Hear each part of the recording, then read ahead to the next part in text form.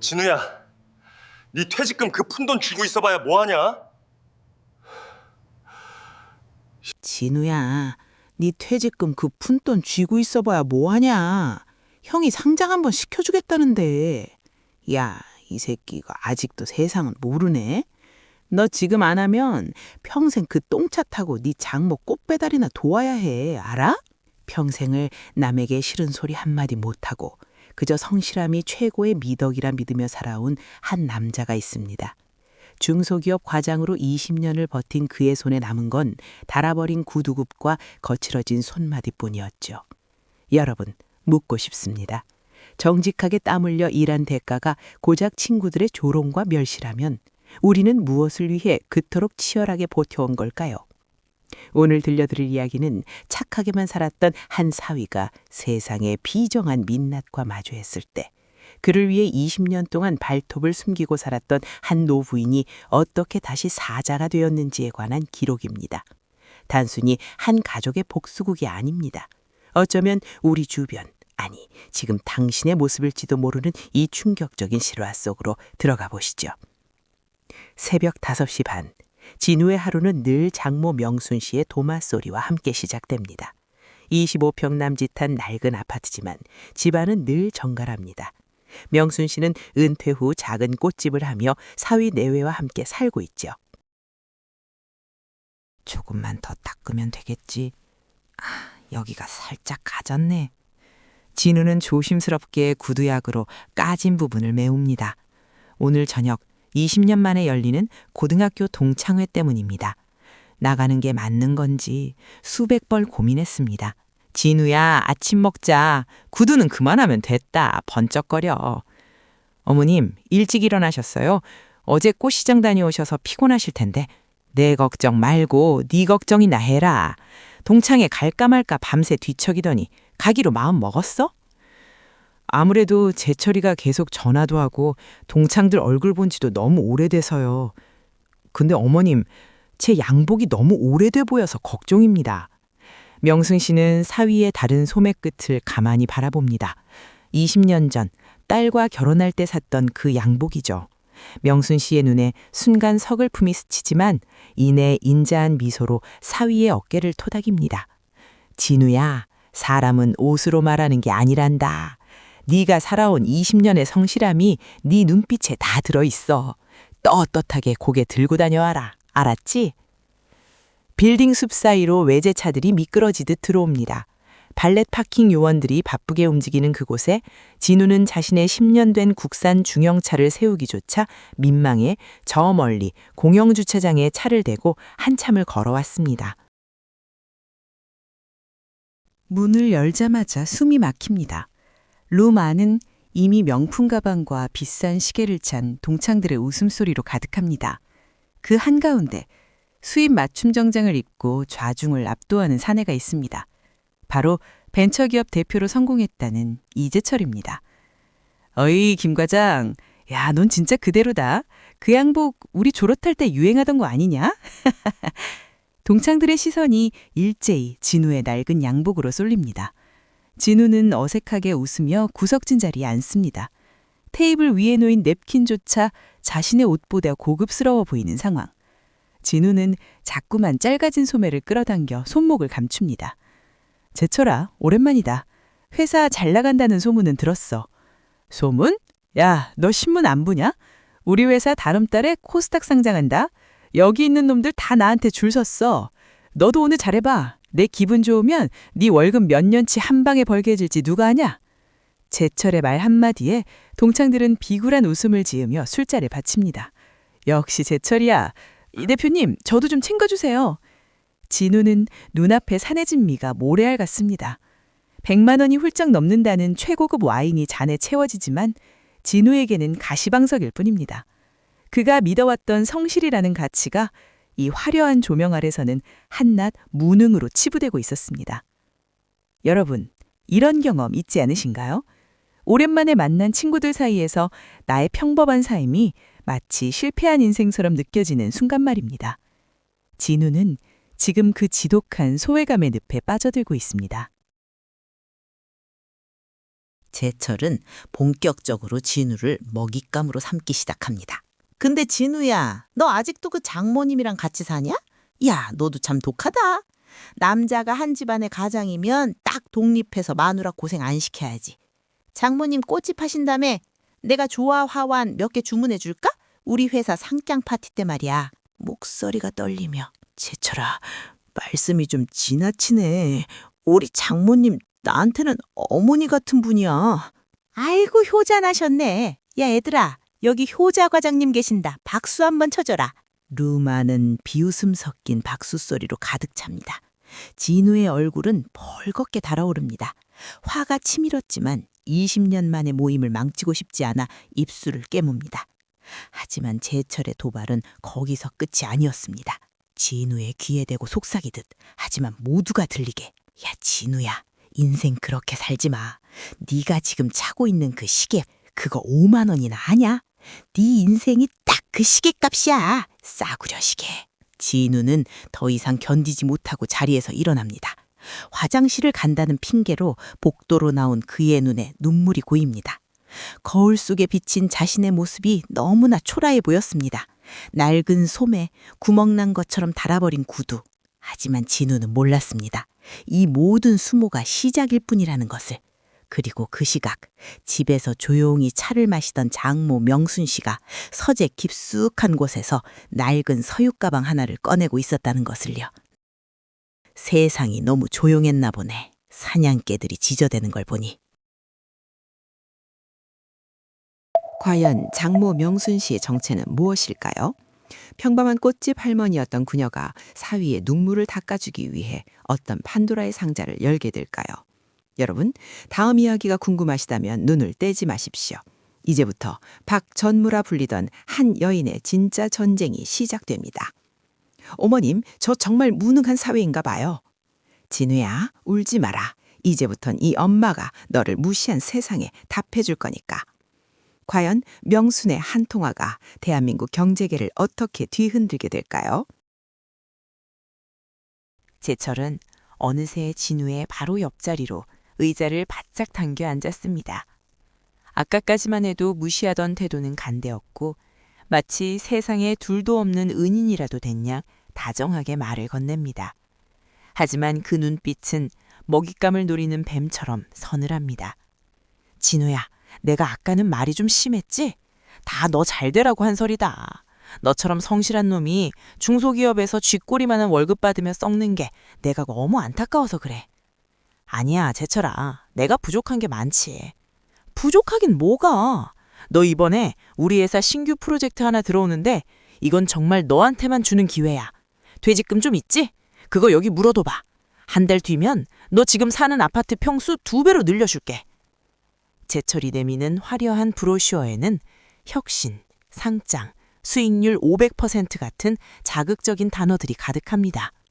평생 성실하게 일해서는 꿈도 꾸지 못할 숫자들. 진우의 눈동자가 흔들립니다. 평범한 직장인에게 인생 역전이라는 단어는 마약과도 같습니다. 중소기업 과장 연봉 5천만 원, 세금 떼고 아이들 학원비 내고 나면 부모님 용돈 한 번 편히 못 드리는 현실 속에서 제철의 제안은 마치 신이 내려준 동아줄처럼 보였겠죠. 하지만 그것은 동아줄이 아니라 목을 죄는 올감이었습니다. 진우는 차오르는 당혹감을 가라앉히려 화장실로 향했습니다. 세면대 거울 앞에서 찬물로 세수를 하며 제철의 제안을 곱씹던 그때 밖에서 동창들의 왁자지껄한 목소리가 들려옵니다. 진우는 본능적으로 화장실 칸막이 안으로 몸을 숨깁니다. 야 봤냐, 김진우 그 새끼. 아까 눈빛 흔들리는 거? 퇴직금 얘기하니까 입꼬리가 파르르 털리더라. 야, 근데 진짜 걔 퇴직금까지 털어먹으려고? 걔 형편도 안 좋은 것 같은데 좀 심한 거 아니야? 심하긴 뭐가 심해. 그런 놈들이 딱 보증석이 좋고 돈 뜯어내기 좋은 놈들이야. 돈 빌려줘도 착해서 독촉도 못할 놈들. 걔는 딱 우리 상장쇼 할 때 들러리석이 좋은 소모품이야. 촌스러운 양복 꼴 좀 봐라. 그런 놈이 내 동창이라는 게 쪽팔려서 원. 하긴 걔는 평생 그렇게 남 밑에서 굽신거리다 끝날 팔자지. 덕분에 우리는 한탕 크게 하는 거고. 크크크. 칸막이 안. 진우의 세상이 무너져 내립니다. 거칠게 뛰는 심장 소리가 좁은 공간을 채웁니다. 친구라고 믿었던, 그래서 그의 독설조차 애정이라 자위했던 스스로가 너무나 가증스럽고 비참했습니다. 진우는 주먹을 꽉 쥐었지만 문을 박차고 나갈 용기조차 나지 않았습니다. 우정이라는 이름으로 포장된 잔인한 폭력. 진우는 그곳에서 자신의 자존심이 갈갈이 찢기는 소리를 들었습니다. 40대 중반, 사회에서 어느 정도 자리를 잡았어야 할 나이에 마주한 진실은 차가운 타일 바닥보다 더 시렸습니다. 모임이 어떻게 끝났는지도 모르겠습니다. 제철의 명함을 주머니에 쑤셔 넣은 채 진우는 도망치듯 식당을 빠져나왔습니다. 하늘에선 마치 그의 마음처럼 장대비가 쏟아집니다. 낡은 중형차의 와이퍼가 거칠게 움직이지만 앞은 좀처럼 보이지 않습니다. 안 돼. 제발 여기서 이러면 안 돼. 키를 몇 번이나 돌려보지만 엔진은 차갑게 식어버렸습니다. 왕복 8차선 도로 한복판. 비상등만 깜빡이는 좁은 차 안. 낡은 시트의 눅눅한 냄새가 코끝을 찌릅니다. 제철이 비웃반 그 똥차가 결국 길 위에서 멈춰버린 것입니다. 진우는 운전대에 이마를 댔습니다. 참았던 눈물이 터져나옵니다. 20년을 죽어라 일했는데 돌아온 건 친구의 사기 제안과 길 위에 멈춰선 고물차 한 대뿐입니다. 엄마, 나 진짜 어떻게 살아야 해요? 나 진짜 열심히 살았는데 왜 나한테만 이래요? 빗소리에 묻혀 들리지 않는 한 남자의 절규. 그 절망의 끝에서 진우는 주머니 속 제철의 명함을 꺼내들었습니다. 퇴직금을 털어서라도 이 지옥 같은 현실을 벗어나야 할까? 아니면 이 모욕을 가슴에 새기고 버텨야 할까? 악마가 내민 황금 가면이 어둠 속에서 번뜩입니다. 하지만 진우는 몰랐습니다. 그가 차 안에서 오열하던 그 시각, 집거실에서 조용히 성경을 읽던 장모 명순 씨가 이미 모든 상황을 꿰뚫어보고 있었다는 것을요. 이제 철이라 그랬나. 감히 내 사위한테 그런 더러운 손을 뻗어. 명수는 금고 속에 깊이 넣어두었던 은색 휴대폰을 꺼내듭니다. 단축번호 1번. 그 번호는 대한민국 재계 1위 태양그룹 회장의 직통번호였습니다. 장모 명순 씨가 20년 동안 간직해온 비밀은 과연 무엇일까요? 그리고 절망에 빠진 사위를 위해 그녀가 준비한 진짜 선물은 무엇일까요? 여러분, 만약 여러분이 진우라면 그 달콤한 사기 제안에 서명하시겠습니까? 아니면 마지막 남은 자존심을 지키시겠습니까? 다음 챕터에서 그 전율 돋는 반전이 공개됩니다. 가장 믿었던 사람에게 배신당했을 때, 그리고 그 비참함을 가족에게조차 숨겨야 할 때, 그 지독한 고립감을 느껴보신 적 있습니까? 오늘 평범한 사위의 소리 없는 오열이 20년간 잠자던 재계의 전설을 깨웁니다. 내 사위 눈에 피눈물 나게 한 놈, 내가 그냥 안 둔다. 인자한 꽃집 할머니의 입에서 나온 이 한마디가 불러올 거대한 폭풍, 지금 시작합니다. 폭우 속에 차가 멈춰서고 결국 레카차에 차를 맡긴 채 흠뻑 젖어 돌아온 진우. 현관 불을 켜는 손조차 바들바들 떨립니다. 거실엔 장모 명순 씨가 여태 잠들지 않고 앉아 있습니다. 따뜻한 보리차 한 잔과 수건을 든 채 말이죠. 왔니? 차가 말썽이었나 보구나. 일단 씻고 나오너라. 따뜻한 차 끓여놨다. 명순 씨는 아무것도 묻지 않습니다. 사위의 젖은 어깨와 붉어진 눈시울만으로도 밖에서 어떤 풍파를 겪었을지 이미 다 아는 눈치입니다. 진우는 식탁 앞에 앉아 차를 한 모금 들이키지만 목구멍이 꽉 막혀 넘어가지 않습니다. 결국 참았던 눈물이 찻잔 속으로 툭 떨어집니다. 어머님, 저 진짜 너무 못났죠. 20년을 일했는데 차 한 대 제때 못 고치고 친구들 앞에서 바보처럼 웃기만 하다가 왔습니다. 제가 너무 못나서 죄송합니다. 진우는 아이처럼 얼굴을 감싸지고 오열합니다. 명순 씨는 그저 묵묵히 사위에 들썩이는 어깨를 쓸어내립니다. 그 손길에는 수만 가지 위로보다 더 깊은 사랑이 담겨 있습니다. 사위는 아들이 아니라고들 하지만 명순 씨에게 진우는 20년 전 세상을 떠난 딸이 남기고 간 가장 소중한 인연이었습니다. 딸을 대신해 자신을 어머니라 부르며 지켜준 사위. 그 사위의 자존심이 넉마가 되어 돌아왔을 때 명순 씨의 가슴 속에는 서늘한 불길이 타오르기 시작했습니다. 명순 씨는 진우가 벗어놓은 양복 겉옷을 정리하다 주머니에서 구겨진 명함 한 장을 발견합니다. 대성테크 대표이사 이재철. 명순 씨의 눈이 날카롭게 가늘어집니다. 그녀는 서재금고에서 오래된 수첩과 전화기를 꺼냅니다. 명순, 안경을 고쳐 쓰고 어딘가로 전화를 겁니다. 옥서리는 낮지만 힘이 실려 있습니다. 나다. 윤 회장님 비서실장으로 지냈던 박전문에. 밤늦게 미안하네. 대성테크라고 있지. 거기 이재철이라는 친구 뒷조사 좀 해줄 수 있나? 그래. 내일 아침까지 부탁하네. 이어지는 두 번째, 세 번째 통화. 명순 씨의 입에서 나오는 이름들은 대한민국 금융권과 정보기관의 요직에 있는 이들이었습니다. 평범한 꽃집 할머니의 가면을 벗어던진 전직 태양그룹 경영전략실장 박전무의 귀환이었습니다. 명순 씨가 은퇴한 지 20년, 하지만 그녀가 심어놓은 인맥은 여전히 재계 곳곳에 살아있었습니다. 단 몇 통의 전화로 제철의 화려한 껍데기가 벗겨집니다. 대성테크는 상장은커녕 이미 자본 잠식 상태인 유령 회사에 불과했습니다. 제철의 계획은 명확했습니다. 상장이라는 미끼로 동창들의 퇴직금과 노후 자금을 끌어모아 해외로 도주하려는 사기극이었죠. 그리고 그 첫 번째 희생양으로 가장 만만한 진우를 점찍은 것이었습니다. 팩스로 들어온 대성테크의 비밀 장부를 훑어보는 명순 씨의 손끝이 파르르 떨립니다. 분식회계, 횡령, 그리고 다음 주 골프 모임에서 진호에게 인감도장을 가져오게 하라는 제철의 비열한 음성 메시지 복본까지. 모든 퍼즐이 맞춰졌습니다. 친구라는 이름으로 사기판을 짜고 내 사위의 성실함을 비웃어? 이재철, 네가 상대를 잘못 골랐어. 명순 씨는 잠시 눈을 감고 생각에 잠깁니다. 20년 전 정치인들의 비자금 압박과 권력 다툼이 싫어 조용히 은퇴를 선택했던 그녀였습니다. 하지만 이제 그 숨겨둔 발톱을 다시 세워야 할 때가 왔음을 직감합니다.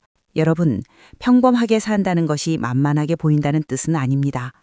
침묵하고 있다고 해서 힘이 없는 것도 아니죠. 명순 씨는 결심했습니다. 단순히 사위를 위로하는 것에 그치지 않고 악마의 가면을 쓴 자들을 가장 화려한 무대 위에서 처단하기로 말입니다. 그것이 박전무 방식의 정의였습니다. 진우가 초췌한 얼굴로 방에서 나옵니다. 명순 씨는 아무 일 없었다는 듯 사위에게 따뜻한 전복죽을 내밉니다. 진우야, 다음 주에 그 친구들하고 골프 치러 가기로 했다며? 이번에는 빠지지 말고 가거라. 옷이랑 차는 걱정하지 말고. 어머님, 거길 또 어떻게 가요? 전 골프도 칠 줄 모르고. 걱정 마라. 이번엔 이 엄마가 너랑 같이 갈 거니까. 우리 사위 고개 숙일 이유 하나도 없다는 거 이 엄마가 똑똑히 보여주마. 진우는 의아한 표정을 짓지만 명순 씨의 손에서 느껴지는 평소와 다른 단단한 힘에 묘한 안도감을 느낍니다. 명순 씨는 방으로 들어가 옷장을 엽니다. 20년 동안 단 한 번도 꺼내지 않았던 전무 박명순의 이니셜이 새겨진 명품 정장과 에르메스 가방. 그녀가 안경을 고쳤으며 거울 속에 자신을 응시합니다. 눈빛은 이제 서리가 내린 듯 날카롭습니다. 내 사위 눈에 피눈물 나게 한 놈, 내가 그냥 안 둔다. 제철아, 네 인생 최고의 쇼를 준비해두마. 과연 은퇴한 전설 박전무가 준비한 복수의 무대는 어떤 모습일까요? 그리고 화려한 골프장에서 벌어질 충격적인 반전은 무엇일까요? 다음 챕터에서 그 통쾌한 심판의 현장이 공개됩니다. 여러분, 혹시 사람 고쳐 쓰는 거 아니다라는 말 믿으십니까? 끝까지 친구의 등을 쳐먹으려는 인간에게 내리는 가장 완벽한 형벌은 무엇일까요? 오늘 대한민국 재계를 호령하던 전설의 박전무가 돌아옵니다. 자수성가한 CEO라는 가짜 가면을 쓴 사기꾼의 심장을 단 한마디로 멈추게 할 그녀의 우아한 심판. 지금 그 전율 돋는 현장으로 안내합니다. 제철은 오늘따라 유난히 기분이 좋아 보입니다. 수천만 원짜리 골프채를 휘두르며 진우를 압박하기 시작하죠. 진우는 명순이 사준 새 정장을 입고 왔지만 여전히 가시방석에 앉은 표정입니다. 진우야, 오늘 날씨 죽이지. 이런 날 인생 역전 서류에 도장 딱 찍으면 얼마나 좋냐. 자, 여기 인감 찍어. 형이 너 골프장 회원권 하나 안겨준다니까. 최초라, 아무리 생각해도 퇴직금까지 털어서 놓는 건 좀. 집사람이랑 상의도 안 듣고. 야, 내가 너 생각해서 판 깔아줬더니 감히 내 호의를 무시해? 너 평생 그 낡은 아파트에서 곰팡이 냄새 맡으며 살고 싶어? 빨리 찍어, 새끼야. 동창들은 제철의 눈치를 보며 진우야, 제철이가 너 생각해서 그러는 건데 왜 그래? 라며 거듭니다. 진우가 떨리는 손으로 인감을 꺼내려는 찰나 클럽하우스 정문 쪽에서 검은색 대형 세단 3대가 미끄러지듯 들어옵니다. 모든 시선이 그 차들에 쏠립니다. 경호원들이 문을 열자 20년 전 명성을 그대로 간직한 샤넬 트위드 재킷과 에르메스 캘리백을 든 명순 씨가 내립니다. 평소에 인자한 꽃집 할머니는 없었습니다. 차가운 얼음처럼 냉정하고 범접할 수 없는 아우라를 풍기는 박전무의 모습 그대로였습니다. 제철은 갑작스런 거물급 인사의 등장에 당황해 어쩔 줄 모릅니다. 누구십니까? 라며 묻는 제철의 말에 명수는 대답 대신 테이블 위에 핸드폰을 올려놓습니다. 나다. 윤 회장님 비서실장 출신 박명순이야. 다들 오랜만이네. 명순의 등장에 동창 중 금융권에 종사하던 한 면이 사색이 되어 자리에서 일어납니다. 박 전무님? 정말 그 박 전무님 맞으십니까? 그 소리에 제철의 안색이 창백해지기 시작합니다. 이제철 씨, 자네가 우리 사위한테 인감을 찍으라고 했다지? 상장, 수익률 500%? 자네 그 거짓말 때문에 지금 누가 고통받고 있는지 알고는 있나? 아니, 그게 저는 좋은 의도로. 조용히 해. 자네 목소리 섞인 거짓말은 더 듣기 싫으니까. 명수는 핸드폰에 스피커폰을 켭니다. 신호음이 한번 가기도 전에 중후한 남성의 목소리가 들려옵니다. 대한민국 5대 은행 중 하나인 한강은행의 은행장이었습니다. 박 전무님, 부탁하신 대성테크 여신건은 즉시 중단했습니다. 분식회계 정황이 확실해서 전액 즉시 회수 들어갔고 오늘 오전에 검찰 고발 조치 끝냈습니다. 더 필요하신 거 있으십니까? 수고했네. 명수는 차갑게 전화를 끊고 제철을 응시합니다. 제철의 손에서 서류 뭉치가 힘없이 바닥으로 떨어집니다. 순간 골프장 전체가 얼음물을 끼얹은 듯 적막해졌습니다. 성공한 사업가라며 으스대던 제철은 이제 비에 젖은 생쥐처럼 바들바들 떨고 있었습니다. 명순 씨는 그를 놓아줄 생각이 없었습니다. 그녀는 다시 한번 주변 동창들을 향해 서늘한 일침을 날립니다. 자네들도 똑똑히 듣게. 여기 있는 김진우 과장, 내가 20년간 지켜봤어. 자네들이 비웃는 그 성실함으로 우리 집을 지키고 내 딸을 사랑해주고 나를 어머니처럼 모셔온 우리 집 기둥이야. 자네들처럼 사기를 쳐서 남의 피눈물 짜내는 짓은 할 줄 몰라도 남의 눈에 눈물 나게 하는 비겁한 짓은 안 하는 사람이지. 명수는 제철의 턱끝을 지팡이로 살짝 들어 올립니다. 남의 귀한 집자식 가슴에 못을 박았으면 자네는 피눈물 흘릴 준비해야지. 이제철 씨, 자네 밑바닥이 어디인지 오늘 똑똑히 보게 될 거야. 그때 클럽하우스 입구로 금융감독원 조사관들과 경찰들이 들이닥칩니다. 제철은 채 수갑이 채워지기도 전에 다리에 힘이 풀려 주저앉고 맙니다. 모든 폭풍이 지나가고 명순 씨는 다시 평범한 할머니의 미소로 돌아와 진우를 바라봅니다. 하지만 그녀의 가방 속에 든 수첩에는 여전히 몇 장의 명함이 더 남아 있습니다.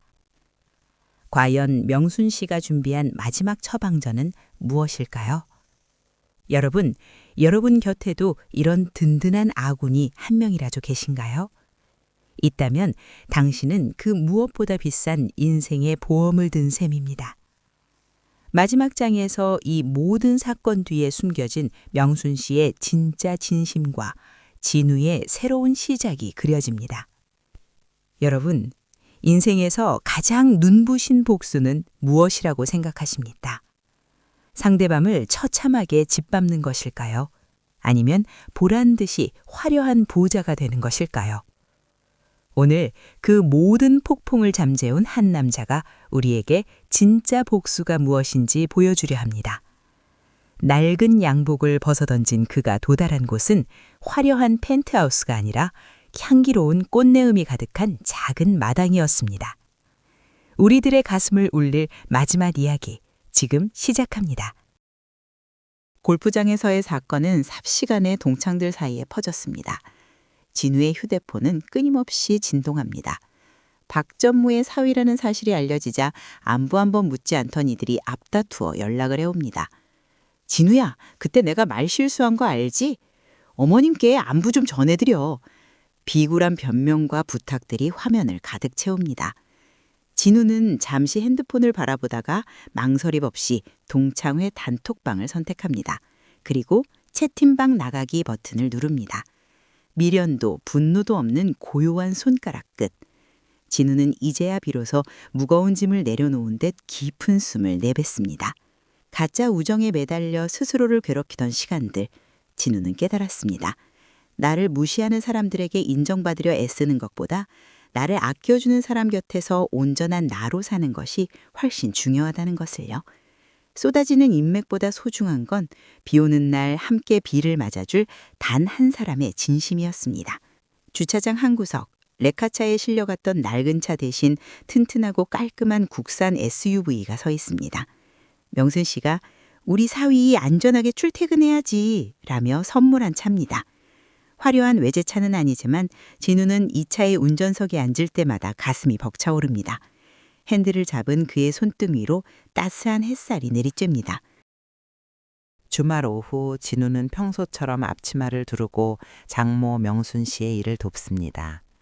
박 전무의 카리스마는 온데간데 없고 명순 씨는 다시 흙 묻은 장화에 소박한 옷차림으로 돌아와 꽃을 다듬고 있습니다.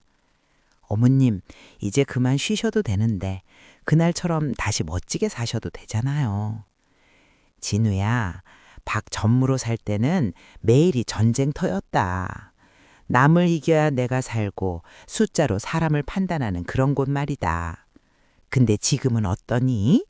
물 주면 꽃이 피고 그 꽃을 보며 사람들이 웃지 않니? 나는 지금이 훨씬 부자 같다. 명순 씨는 전직 가위를 내려놓고 사위의 손을 가만히 잡습니다. 진짜 성공은 말이다. 통장 잔고가 결정하는 게 아니야. 밤에 발 뻗고 잘 때 마음이 평온한 것, 그리고 사랑하는 가족과 따뜻한 밥 한 끼 나누는 것, 그게 진짜 성공이란다. 우리 사위는 이미 그 훈장을 가슴에 달고 있어. 마음의 평온. 우리는 그것을 얻기 위해 얼마나 먼 길을 돌아온 걸까요? 남들의 시선이라는 감옥에 갇혀 정작 소중한 내 곁의 사람들을 외롭게 하지는 않았나요? 진우는 명순 씨의 말을 들으며 자신의 낡은 소매 끝이 더 이상 부끄럽지 않음을 느낍니다. 성실하게 버텨온 그의 시야는 결코 헛된 것이 아니었습니다. 보글보글 끓는 된장찌개 냄새가 골목을 채웁니다. 명순 씨와 진우, 둘러앉아 소박한 밥상을 마주합니다. 화려한 중식당의 와인보다 양은 냄비에 담긴 찌개가 훨씬 달콤합니다. 진우는 문득 거울 속에 비친 자신을 봅니다. 얼굴엔 예전의 위축된 기운 대신 단단한 자부심과 여유가 깃들어 있습니다. 그는 이제 세상 그 누구보다 당당한 가장이자 사랑받는 사위입니다. 여러분, 오늘 이야기는 여기서 끝이 납니다. 하지만 우리들의 삶은 내일도 계속되겠죠? 혹시 지금 누군가의 말 한마디에 상처 입고 스스로를 초라하게 여기고 계신가요? 기억하십시오. 여러분에게도 당신의 초라한 모습까지 사랑해주는 단 한 사람이 있습니까? 만약 그렇다면 당신은 이미 이 세상에서 가장 크게 성공한 인생입니다. 낡은 구두를 신고도 당당히 걸어갈 수 있는 용기. 그것이야말로 우리가 가진 가장 위대한 힘이니까요. 오늘 이야기가 당신의 지친 마음을 어루만져 주었기를 바랍니다. 시청해 주셔서 감사합니다.